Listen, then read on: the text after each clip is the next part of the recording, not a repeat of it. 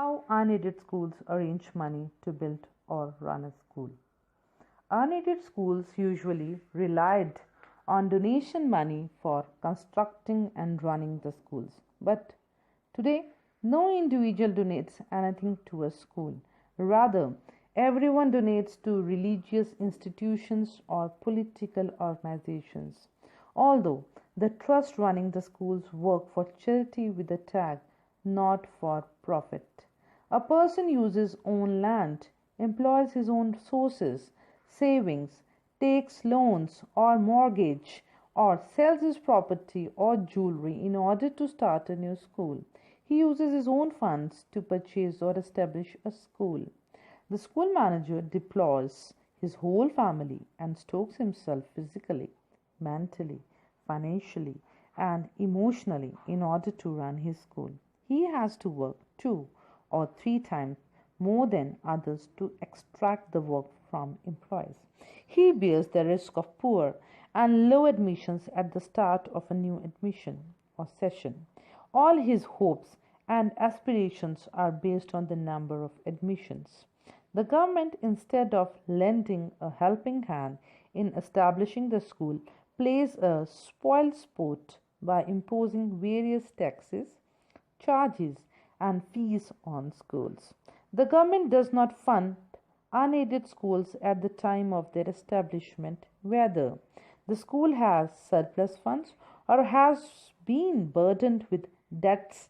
Everything about the financial status of a school is clearly known to the government through audits and various depositions submitted by schools. More than a dozen government agencies regulate the unaided schools and keep a vigil on their accounts and proceedings.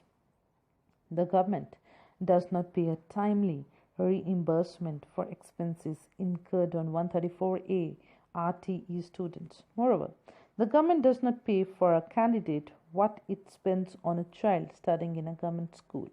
A school manager is always held responsible for any mishap occurred in his school, but is never entitled to receive the salary for the services that he renders to the school owing to the no profit making organization status of the school. All sorts of taxes are imposed on the school receivables except school fee. Facilities like other commercial or profit making organizations. Besides, the government does not pay anything for the students studying and the employees working in an unaided school. The government schools misutilize financial resources in the name of providing facilities to the students, while the unaided schools arrange the same with the permissible amount of funds, sometimes at least or at less than half of the rate. Even banks show their reluctance in giving loans to the trust running unaided schools. The salary of the staff and the maintenance of the school depend upon the school revenue, and the only source of the school revenue is the fee paid by the parents. The government schools are run on the tax revenues paid by the citizens, but they have to pay again for their kids to study in unaided schools.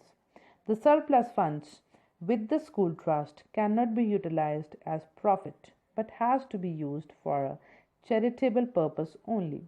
Government agencies audit the accounts of the trust regularly. The parents have to pay for the 25% students of the EWS category studying in unaided schools under RTE, as the government pays a negligible amount to these schools as school fee of such students. The government hikes taxes and prices even during a pandemic situation, whereas unaided schools are not allowed the same for genuine reasons even. The government increases minimum wages and salaries, enforcing pay commission recommendations, compelling all to adhere to it without considering the concept of salaries paid versus free receipt formula.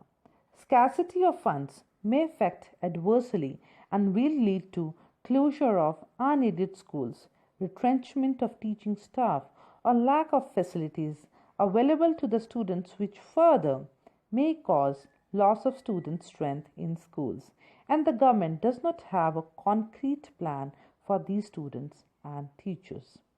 90% of the unaided schools are budget schools. Hence, there is no question of surplus funds with these schools. 80% of unaided schools run in hand to mouth conditions. They cannot survive if the school fee paid by parents is not received for 2 to 3 months.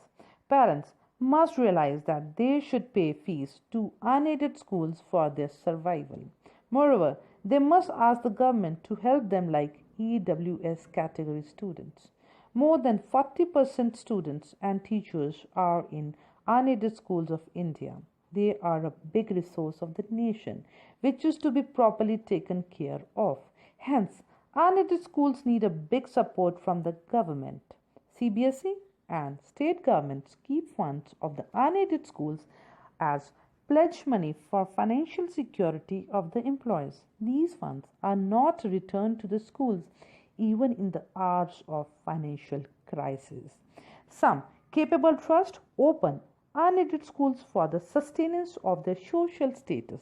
Some open for charity too, but all work for charity only.